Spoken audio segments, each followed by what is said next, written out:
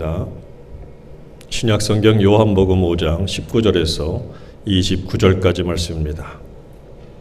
신약성경 150쪽에 있습니다. 저와 함께 말씀을 같이 봉독하겠습니다. 시작. 그러므로 예수께서 그들에게 이르시되 내가 진실로 진실로 너희에게 이르노니 아들이 아버지께서 하시는 일을 보지 않고는 아무것도 스스로 할 수 없나니 아버지께서 행하시는 그것을 아들도 그와 같이 행하느니라. 아버지께서 아들을 사랑하사 자기가 행하시는 것을 다 아들에게 보이시고 또 그보다 더 큰 일을 보이사 너희로 놀랍게 여기게 하시리라. 아버지께서 죽은 자들을 일으켜 살리심같이 아들도 자기가 원하는 자들을 살리느니라. 아버지께서 아무도 심판하지 아니하시고 심판을 다 아들에게 맡기셨으니 이는 모든 사람으로 아버지를 공경하는 것 같이 아들을 공경하게 하려 하심이라. 아들을 공경하지 아니하는 자는 그를 보내신 아버지도 공경하지 아니하느니라. 내가 진실로 진실로 너희에게 이르노니 내 말을 듣고 또 나 보내신 이를 믿는 자는 영생을 얻었고 심판에 이르지 아니하나니 사망에서 생명으로 옮겼느니라. 진실로 진실로 너희에게 이르노니 죽은 자들이 하나님의 아들의 음성을 들을 때가 오나니 곧 이때라. 듣는 자는 살아나리라. 아버지께서 자기 속에 생명이 있음같이 아들에게도 생명을 주어 그 속에 있게 하셨고 또 인자됨으로 말미암아 심판하는 권한을 주셨느니라. 이를 놀랍게 여기지 말라. 무덤 속에 있는 자가 다 그의 음성을 들을 때가 오나니 선한 일을 행한 자는 생명의 부활로 악한 일을 행한 자는 심판의 부활로 나오리라. 아멘. 한 번 더 기도합니다. 주님 감사합니다. 귀한 말씀 앞에 세우십니다. 오늘도 주신 말씀을 통하여 주의 거룩한 날 주님의 귀한 말씀을 듣게 하시고 마음에 새기게 하시고 말씀을 따라 살아갈 힘과 지혜와 능력을 얻게 하여 주옵소서. 주님만이 영광 받아 주옵소서. 예수님의 이름으로 기도드립니다. 아멘. 할렐루야. 같이 해보겠습니다. 죽음이 끝이 아니다. 오늘 아침 말씀의 제목이 참 무겁지요. 죽는 얘기입니다. 주일 아침에 기쁨, 평안 뭐 이런 걸 드리면 참 좋겠는데 왜 목사님 아침부터 주일부터 또 뭐 죽는 얘기입니까? 또 이러실 수도 있을 것 같아요. 그런데 사실 오늘 이 말씀의 제목, 이 말씀의 내용에 확실함을 얻으면 그 세상 어떤 것보다도 평안과 기쁨이 있습니다. 오늘 이 말씀을 통한 은혜가 있기를 주의 이름으로 축원합니다. 뜻하지 않게 한 2주간을 장례식을 참 많이 다녔어요. 우리 오도경 장로님의 장례부터 시작해서 나실경 성도의 장례가 또 이번 지난 주간에 있었어요.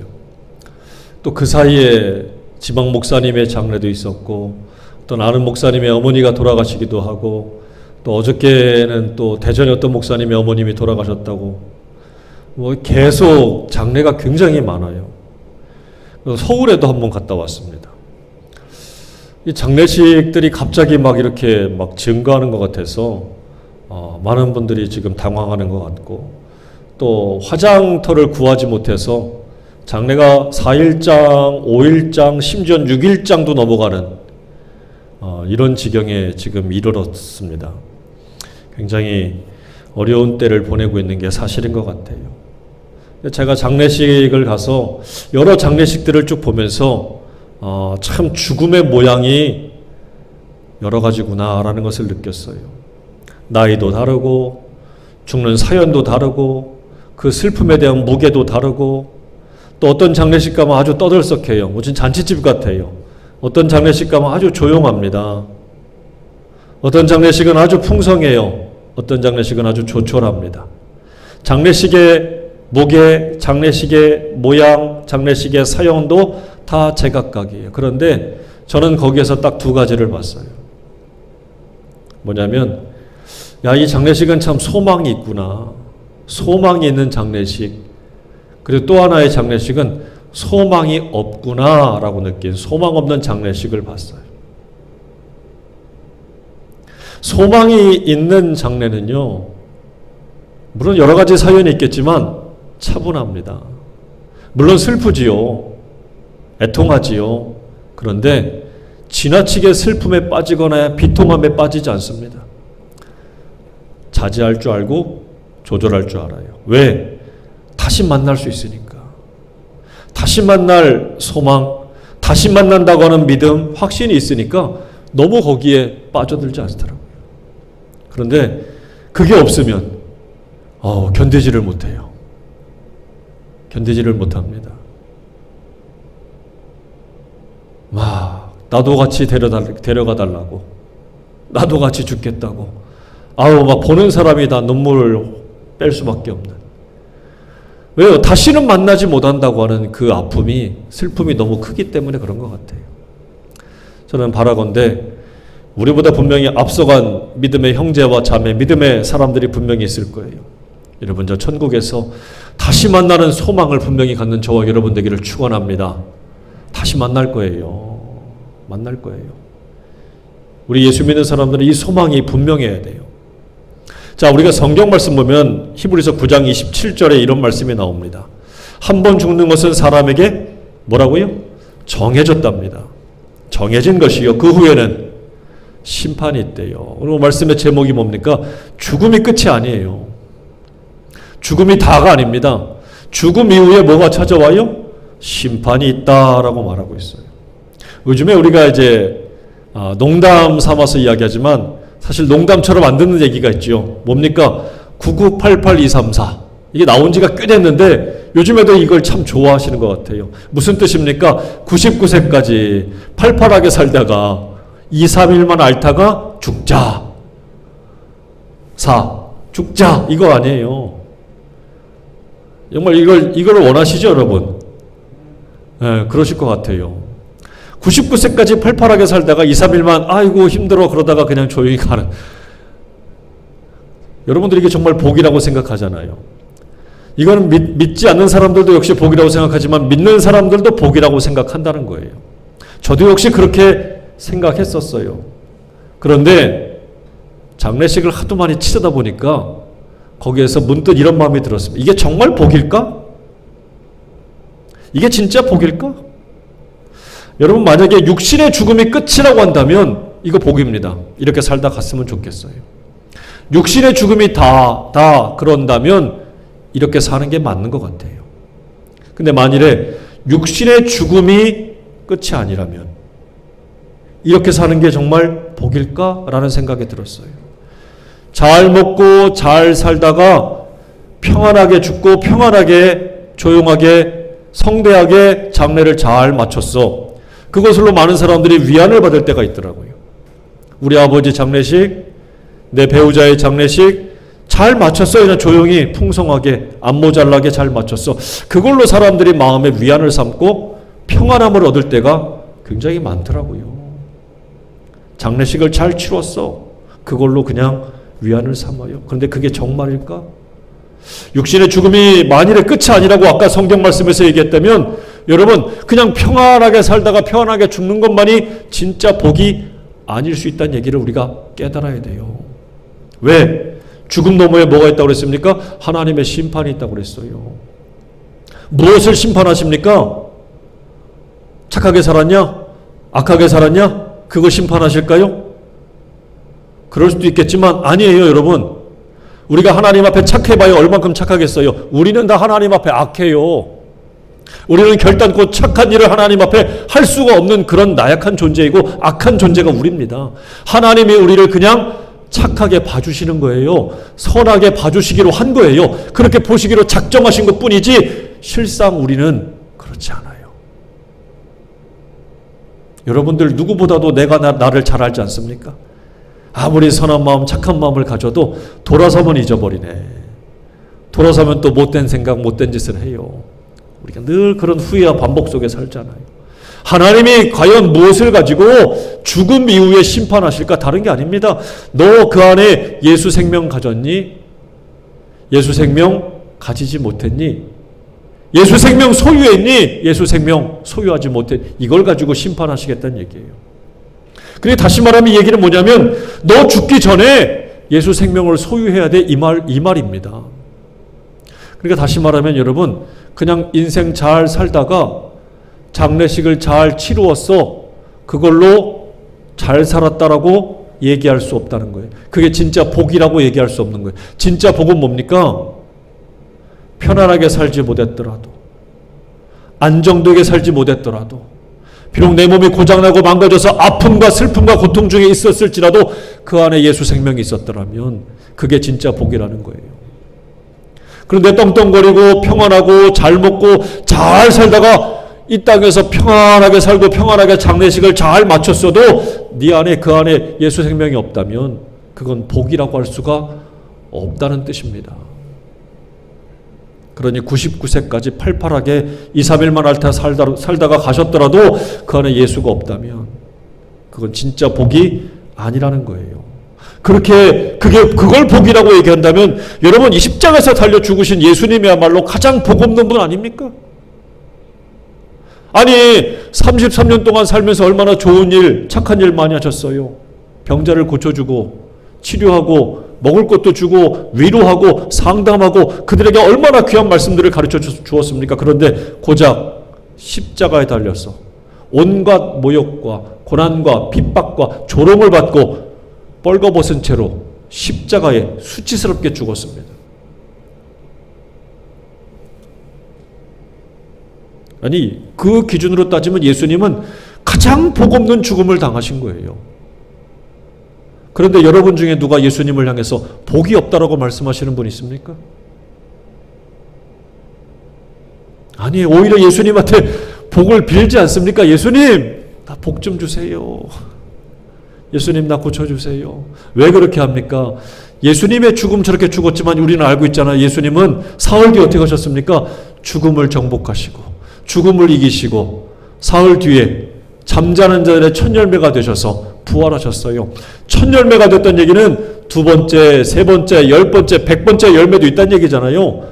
첫 번째 열매가 딱 열린 거 보면 이제 열매가 맺기 시작하겠구나라는 것을 우리가 알 수 있는 것처럼 예수님이 부활하셨어? 그럼 예수님을 믿고 따라가는 모든 사람들은 역시 예수님처럼 부활할 거야. 이것을 알게 하시고 보게 하셨다는 거예요. 그래서 예수님을 가리켜서 우리는 복 없는 분이라고 하지 않고 가장 복된 분이라고, 복의 근원이라고 말씀하는 이유가 다시 살아나셨기 때문이에요.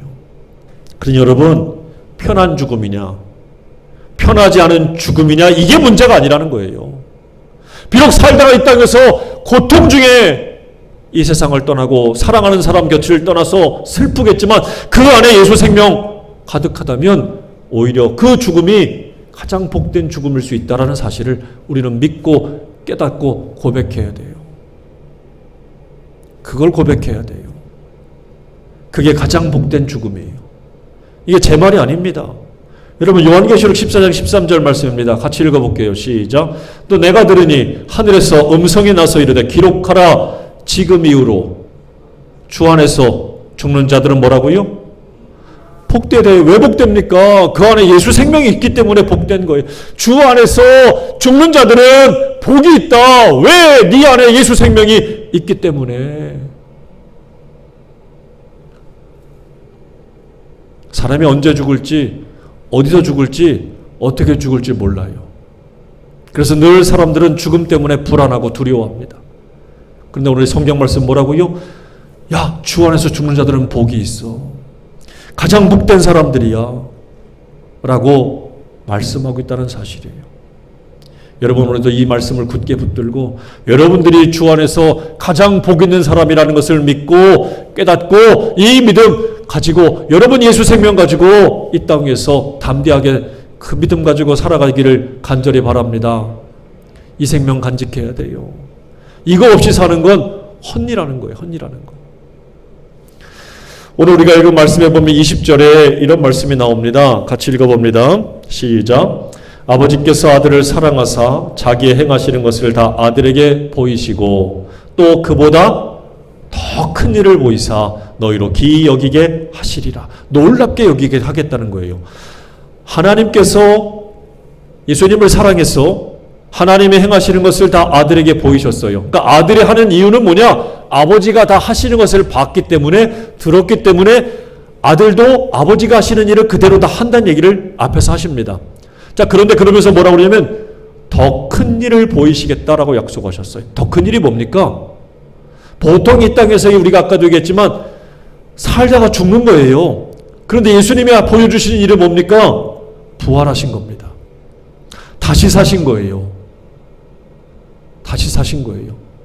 물론 예수님께서 죽었던 사람을 다시 살려낸 역사가 있습니다. 그러다 그들은 어떻게 됐습니까? 나중에 다시 다 죽었어요. 다 끝났습니다. 하지만 예수님의 다시 살아나심은 영원한 살아남이에요. 그 귀한 그것을 놀랍게 우리에게 보여주겠다고 말씀하신 겁니다. 그래서 이 부활이야말로 가장 놀랍고 신비로운 일이에요. 가장 큰 일입니다. 예수님이 보여주신 것이 바로 그것이고 오늘 우리가 붙들고 믿어야 될 일이 바로 이 큰 일, 이 부활의 일을 붙들고 믿어야 된다는 것을 말씀하시는 거예요. 자, 그러면서 21절에 이렇게 또 말씀하시지요. 아버지께서 죽은 자들을 일으켜 살리심 같이 아들도 자기의 원하는 자들을 뭐라고요? 살리신다라고 말씀하십니다. 살리신다. 아버지께서 죽은 자들을 살리신 것처럼 아들도 죽은 자들을 살리겠다라고 말씀하셔요. 그러니까 마지막 때에 우리 주님께서 우리를 다 살리시겠다는 얘기예요. 자, 그러면서 24절 말씀 보면 이렇게 나옵니다. 내가 진실로 진실로 너희에게 이르노니 내 말을 듣고 또 나 보내신 이를 믿는 자는 무엇을 얻었습니까? 영생을 얻었고 어디에 가지 않아요? 심판에 이르지 아니하나니. 같이 합니다. 사망에서 생명으로 옮겼느니라. 할렐루야. 그러니까 여러분들은 죽은 다음에 가는 게 아니라 이미 예수님을 믿음을 통해서 우리는 사망의 갈 자가 아니라 영생의 갈 자로 생명으로 옮긴 사람이라는 것을 말씀해 주고 있다는 사실이에요. 이 다음에 죽은 다음에 얻는 게 영생이 아니라는 거예요. 내가 이미 예수님 편에 있기 때문에 우리는 영생을 얻은 사람이 되었다라고 말씀해 주시는 거예요. 그러니까 여러분, 이게 확실한 사람이 되어야 되는 거예요. 여러분들은 이게 확실하십니까? 여러분들은 이미 사망에서 생명으로 옮겼음이 확실하십니까? 예수님은 이것을 말씀해 주고 있습니다. 오늘 26절 말씀은 또 이런 말씀이 나옵니다. 아버지께서 자기 속에 무엇이 있게 하심 같이 생명이 있음 같이 아들에게도 생명을 주어 그 속에 있게 하셨다. 예수님 안에 아버지가 생명을 주셨대요. 그래서 우리가 믿는 예수님을 통해서 그 예수님은 우리에게 무엇을 주십니까? 생명을 주셔요. 무슨 생명입니까? 영원한 생명이에요. 영원한 생명. 그래서 여러분, 진짜 복이 뭡니까? 라고 물을 때 우리는 거침없이 멈추지 말고 대답해야 돼요. 예수 생명을 소유한 게 복입니다. 아들 입학한 게 복이에요. 아들 출세하는 게 복이에요. 나 직장 취직한 게 복이, 물론 복이겠지요.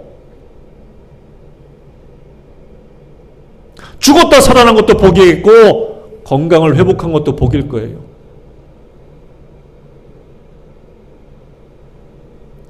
사업할 때마다 대박이 난다, 소위 그렇게 말하는 것도 복일 거예요. 하지만 진짜 복일까? 그게 아닐 수도 있습니다. 우리가 왜 예수 생명을 소유해야 될까? 왜 예수님을 소유하느냐, 영접하느냐라고 해야 되느냐? 오늘 말씀을 보면 분명히 나옵니다. 22절에 아버지께서 아무도 심판하지 않는답니다. 대신 그 심판의 권한을 누구에게 주셨어요? 아들에게. 예수님이 우리를 심판하신대요. 여러분 정확히 알아야 돼요.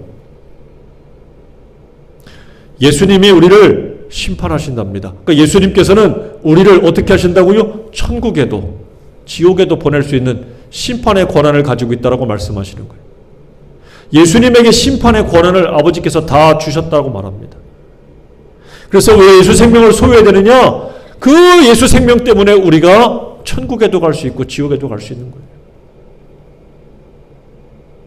여러분들은 예수 생명을 소유했습니까? 이게 왜 중요한 줄 아십니까? 29절 말씀 보면 이렇게 나오지요. 선한 일을 행한 자는 생명의 부활로, 악한 일을 행한 자는 심판의 부활로 나온다. 같이 합니다. 생명의 부활, 심판의 부활. 살기는 다 살아요. 예수 생명을 소유했던, 소유하지 않았던, 예수님을 믿었던, 믿었지 않았던 모든 사람들이 다 부활합니다. 하지만 부활한다고 다 같은 부활이 아니라 한 부활은 생명이 있고 다른 부활은 뭐가 있어요? 심판이 있답니다. 다시 말하면 우리 주님은 어떤 분입니까? 생명과 심판의 주님이라고 할 수 있는 거예요. 우리가 믿고 있는 주님은 생명의 주님도 되지만 심판하시는 주님도 된다는 뜻입니다. 여러분이 믿고 고백하는, 제가 믿고 고백하는 우리 예수님은 생명의 주인이자 심판의 주인이에요. 이 심판의 기준이 바로 뭐냐? 선과 악이에요. 선을 행하고 악을 행하는 것. 그렇죠. 자, 그런데 아까 말씀드렸지요. 아니, 사람이 하나님 앞에 선하면 얼마나 선합니까? 한 번 선한 일 했다고 계속 선합니까? 여러분, 사람은요, 10번 중에서 한 번 선한 일을 할까 말까 이기도 하고, 반대로 10번 중에서 9번을 선한 일을 하다가 한 번째 잘못하면 잘못하는 거예요. 아니, 70년 인생 중에서 69년 잘 살았어요. 근데 마지막 70년 인생 중에서 남의 것을 훔쳤네? 무슨 죄인입니까? 절도죄인이에요.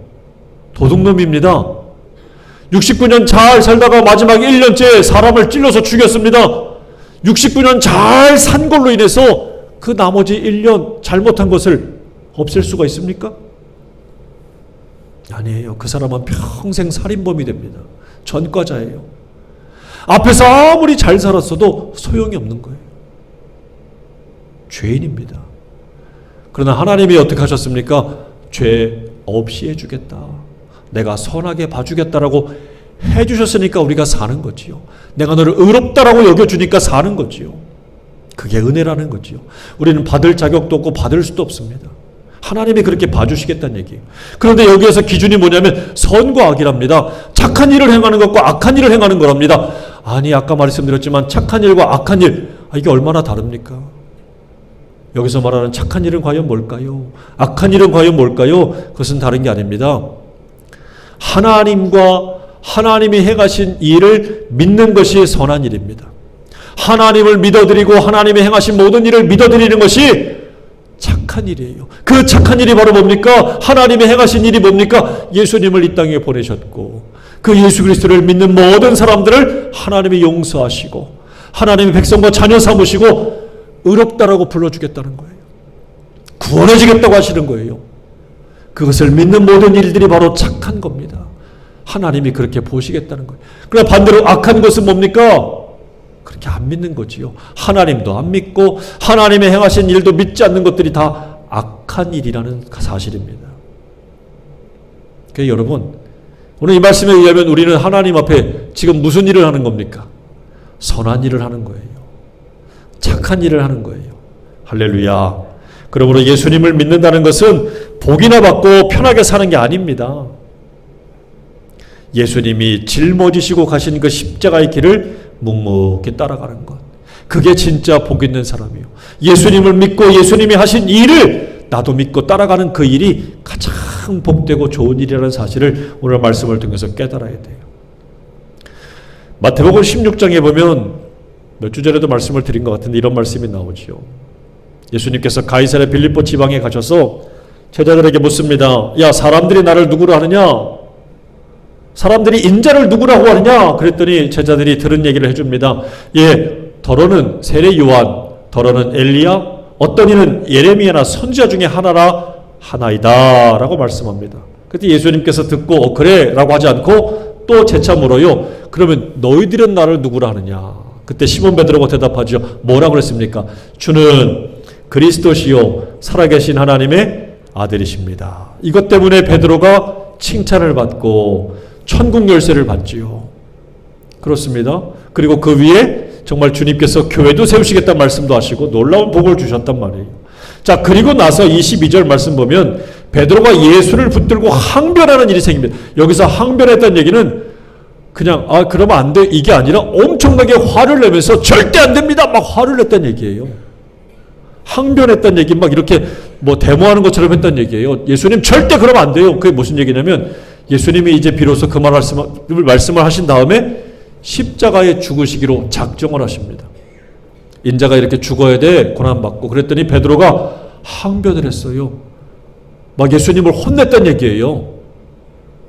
자, 그랬더니 이르되 주여 그리 마옵소서 이 일이 결코 주께 미치지 아니하리이다. 우리가 지켜줄게요. 그러면 안 돼요 이거예요. 그때 예수님께서 뭐라고 그랬습니까? 23절 시작. 예수께서 돌이키시며 베드로에게 이르시되 사탄아 내 뒤로 물러가라. 너는 나를 넘어지게 하는 자다. 내가 하나님의 일을 생각하지 않고 도리어 사람의 일을 생각하는구나. 베드로를 책망했어요. 졸지에 천국 열쇠 가진 사람이 갑자기 뭐가 됐습니까? 사단마귀가 됐어요. 이 얼마나 참 기가 막힌 얘기입니까? 여러분 잘 보세요. 예수님을 믿고 따른다는 게 바로 뭘까? 십자가를 짊어지는 거예요. 베드로 지금 뭘 합니까? 그걸 모르는 거예요, 지금. 그냥 이 땅에서 떵떵거리고 잘 먹고 잘 살고 높은 자리에 올라가서 많은 것들을 누리고 통치하고 다스리는 여기에만 관심이 있던 거죠. 높은 자가 되는 것에만 관심이 있던 거예요. 그런데 예수님은 그게 아니랍니다. 진짜 복이 뭘까? 십자가 지는 거예요. 예수님이 십자가 지고 죽겠다고 하니까 베드로 화를 냈지요. 그런데 예수님은 그게 아니랍니다. 진짜 복 있는 길이 바로 뭐냐? 십자가를 짊어지는 거다. 예수 믿고 십자가를 짊어진다는 얘기는 뭡니까? 예수님을 증거하다가, 예수님을 믿다가, 예수님을 전하다가, 예수님 때문에 당하는 것이 십자가를 짊어지는 삶입니다. 자기들끼리 싸우다가 억울한 누명 뒤집어 썼다고 그게 십자가 지는 게 아니에요.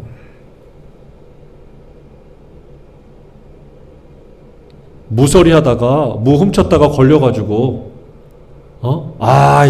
이런 것 좀 그냥 하나 먹으면 어때? 이게 아니라 그런 것 때문에 걸려서 고난당하는 게 이게 십자가 지는 게 아니에요.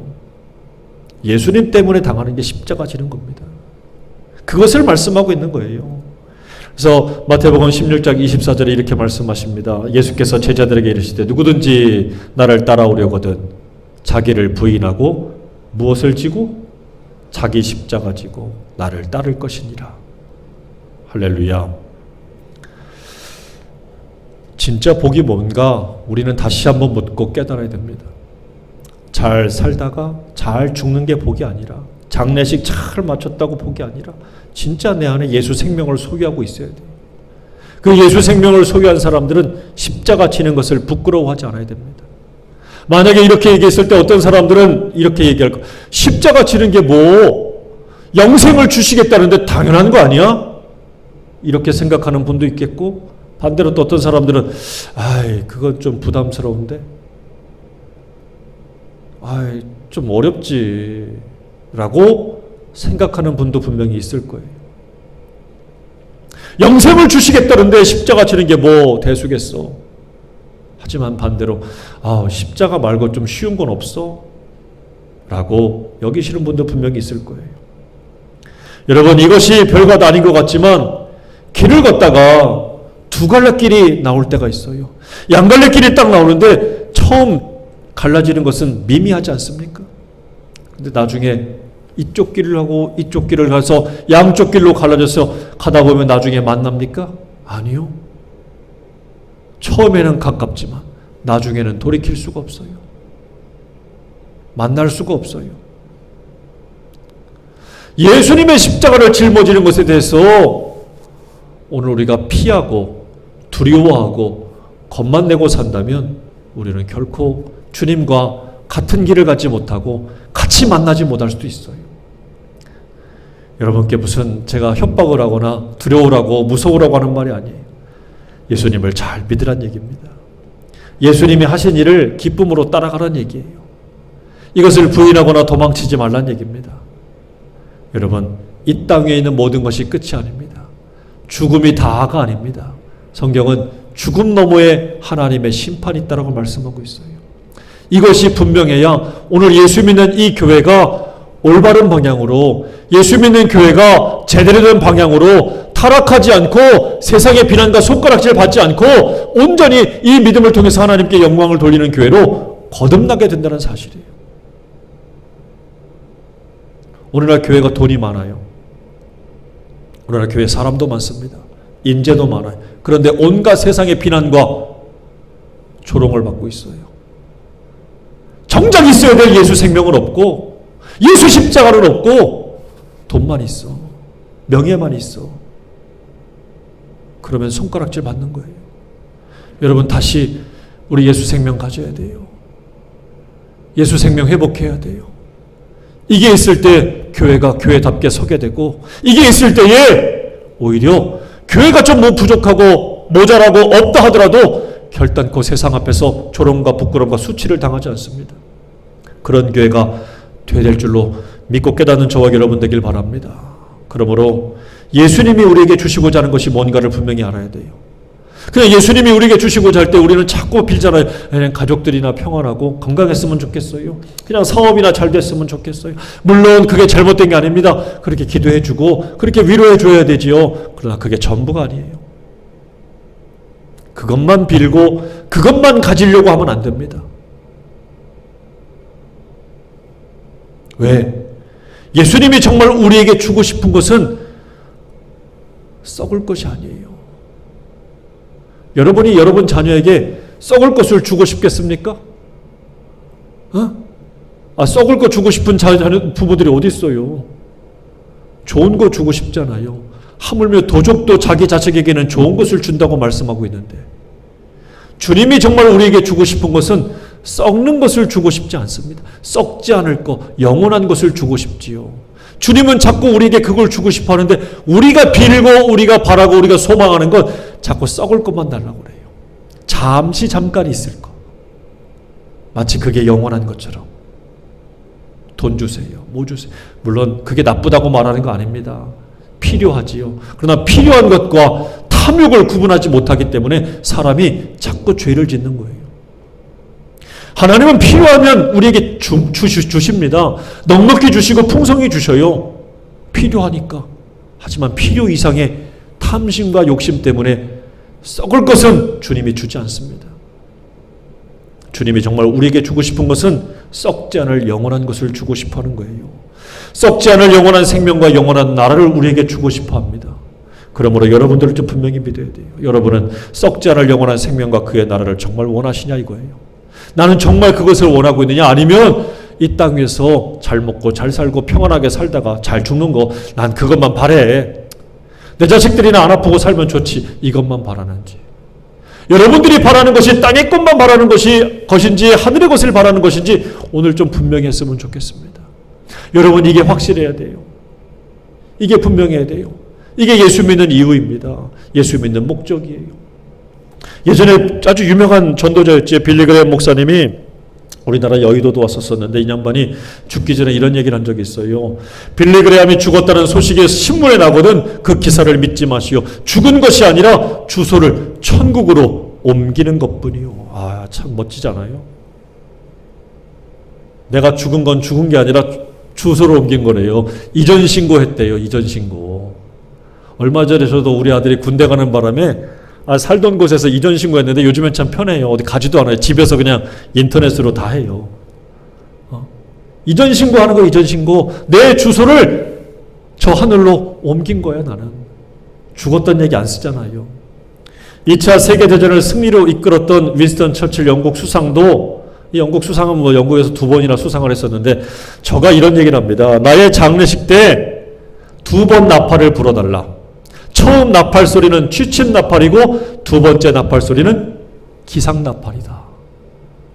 죽는 게 뭐예요? 첫 번째 나팔 소리고, 깨는 거 뭡니까? 천국에서 두 번째 기상 나팔이 기상 나팔. 하나는 취침 나팔, 하나는 기상 나팔. 참 멋지지 않습니까? 우리에게 이런 믿음과 소망이 분명해야 될 줄로 압니다. 고린도후서 5장 1절에 이런 말씀이 나옵니다. 만일 땅에 있는 우리의 장막집이 무너지면 하나님께서 지으신 집, 곧 손으로 지은 것이 아니요 하늘에 있는 영원한 집이 우리에게 있는 줄 아느니라. 여러분, 언젠가 우리의 장막집은 다 무너질 겁니다. 다 무너질 거예요. 아침에 저 뒤에 우리 조영영 여사님 계셔서 막 무릎을 만지시길래 아프세요 그랬더니 이 정도 안 아픈 사람 어딨니? 맞아요. 우리의 장막은 다 어떻게 합니까? 삐거덕거리고 부서지고 다 아파요. 끄덕끄덕 하시는 분들은 다 아프신 분들이에요. 지금 다 아프셔요. 다 무너질 겁니다. 우리의 인생의 장막집은 다 무너져요. 그러나 뭐라고 합니까? 영원한 집이 있답니다. 사람이 손으로 짓지 않은, 하나님이 지으신, 말씀으로 지으신 영원한 집이 있다라고 말씀하고 있어요. 그 영원한 집이 있음에 대해서 우리 주님이 뭐라고 말씀하셨습니까? 요한복음 14장 1절에 너희는 마음에 근심하지 말라. 하나님 믿으니 또 나를 믿어라. 내 아버지 집에 갇힙니다. 거할 곳이 많도다. 뭐가 많아요? 내 아버지 집에는 좁아 터져가지고 있을 데가 없어. 이게 아니에요. 뭐라고요? 내 아버지 집에는 거할 곳이 많대요. 걱정하지 마. 못 갈까봐, 집세가 비쌀까봐 걱정하지 말고, 내 아버지 집에는 우리가 갈 데가 많어. 그래, 걱정하지 마. 만약 그렇지 않았으면 너희에게 일렀을 거야. 내가 너희를 위하여 거처를 예비하러 가노니 가서 너희를 위하여 거처를 예비하면 내가 다시 와서 너희를 내게로 영접하여 나 있는 곳에 너희도 있게 할 거야.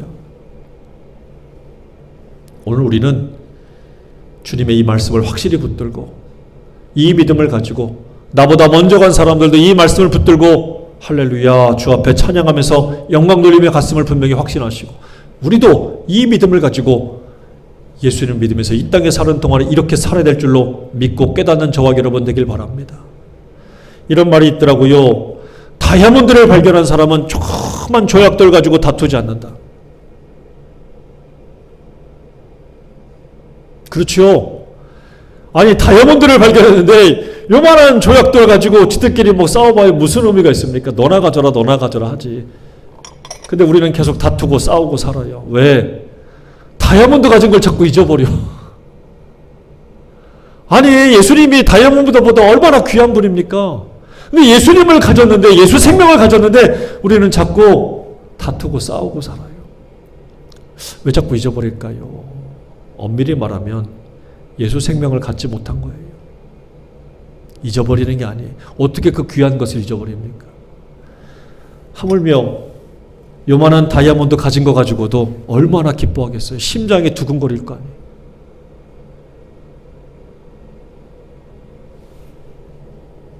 사랑하는 여러분, 예수 생명 가졌다고 착각하지 말고 정말 가지시기를 바랍니다. 예수님을 정말 나의 구주로 영접하시고 믿고 사시기를 간절히 바랍니다. 오늘 이 시대에 이것이 분명하면 우리는 흔들리지 않습니다. 두려워하지 않습니다. 세상에 줄 수 없는 진짜 평안함을 가지고 이 땅에서 살게 됩니다. 그래서 사도 바울은 자기가 예수님을 발견하고 자기가 지금까지 가지고 있던 모든 것들을 다 배설물처럼 여겼다고 했어요. 야, 내가 전에는 이게 최고인 줄 알았는데 예수님 만나고 보니까 이거 아무것도 아니더라. 배설물처럼 여겨내라. 예수님 때문에 내가 다 버렸다. 이게 정말 예수님을 믿고 영접한 사람의 모습 아니겠습니까? 여러분, 예수님을 정말 나의 믿음의 주로, 나의 생명의 주님으로 영접하고 그 생명의 주님을 통해서 마지막 생명의 부활로 거듭날 것을 여러분 믿고 예수님을 온전히 믿고 살아가시길 간절히 바랍니다. 그러므로 육신의 편한 죽음과 인생 대박이 진짜 복이 아니라 진짜 복은 예수님으로 충만한 거예요. 예수님으로 만족한 거예요. 여러분에게 오늘 이 예수 생명이 가득하기를 주의 이름으로 축원합니다. 이 생명이 가득한 저와 여러분은 주님 말씀을 통해서 주님이 다 깨우시는 그날에 생명의 부활로 다시 살 줄로 굳게 믿으시는 저와 여러분 다 되기를 주의 이름으로 축원합니다. 기도하겠습니다. 아버지 하나님, 오늘 예수 그리스도의 참 생명을 소유하게 하여 주시옵소서. 예수님의 그 참 생명을 내가 가지고 살게 하여 주옵소서. 이 땅 위에서 남보다 조금 더 가진 것 가지고, 조금 더 누리고 사는 것 가지고, 조금 더 편하게 사는 것 가지고 만족하고 안일하게 살지 않게 하여 주옵소서. 정작 아무리 그렇게 살았어도 예수 생명 없으면 헛되고 헛될 뿐입니다. 주님 앞에 섰을 때에 생명 없어서 부끄러움과 수치를 당하는 인생 되지 않게 하시고, 주님 앞에 섰을 때 잘하였도다 착하고 충성된 종아 내 잔치에 참여할지어다 칭찬받고 인정받는 주의 백성과 자녀가 되게 하여 주시옵소서. 그러므로 오늘 이후로 예수님을 모시고 예수 믿고 사는 우리의 모든 삶의 자리에 십자가가 있더라도 두려워 도망치지 않게 하시고, 우리 주님 붙들고 주님이 가신 것처럼 나도 짊어지고 따라가는 주의 종들이 되게 하여 주옵소서. 감사하고 예수님의 이름으로 기도드립니다. 아멘.